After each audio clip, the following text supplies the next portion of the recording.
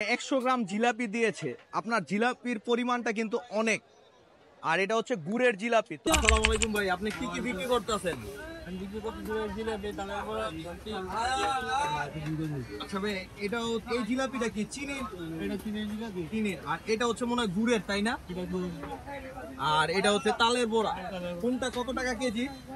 180 টাকা কেজি হচ্ছে চিনিরটা, আর গুড়েরটা ও এটাও একদম। আর এটা ও সবগুলা 180 টাকা করে কেজি। আচ্ছা, আর হচ্ছে কম দিনে কিভাবে বিক্রি করতেছে?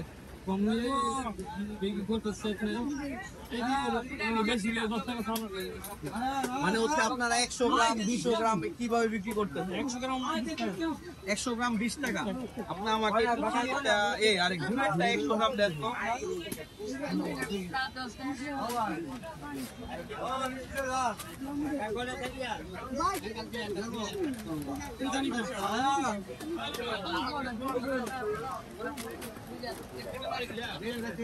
জিলাপি খাইতেছে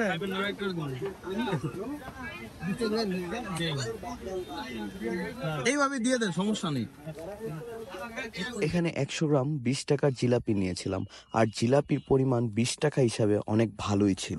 আমি যখন প্রথম খেলাম তো আমার কাছে খেতে খুবই ভালো লাগছিল, কারণ হচ্ছে এটা একটা গুড়ের জিলাপি, আর এখান থেকে গুড়ের একটা স্ট্রং ফ্লেভার আসতেছিল। যেহেতু জিলাপিগুলা মাত্র ভেজে রেখেছিল, তাই জিলাপিগুলা খেতেও খুবই ক্রিস্পি ছিল। আমার কাছে জিলাপিটা খেতে খুবই ভালো লেগেছে। এটার লোকেশনটা হচ্ছে নারায়ণগঞ্জ কাইক্কারটেক হাট, আর এই হাটটা মূলত প্রত্যেক রবিবার দিন বসে। যদি কোনো কারণে এখান দিয়ে আসেন তাহলে আপনারা এই জিলাপিটা খেয়ে ট্রাই করে দেখতে পারেন। আশা করি আপনাদের কাছেও ভালো লাগবে। ধন্যবাদ সবাইকে।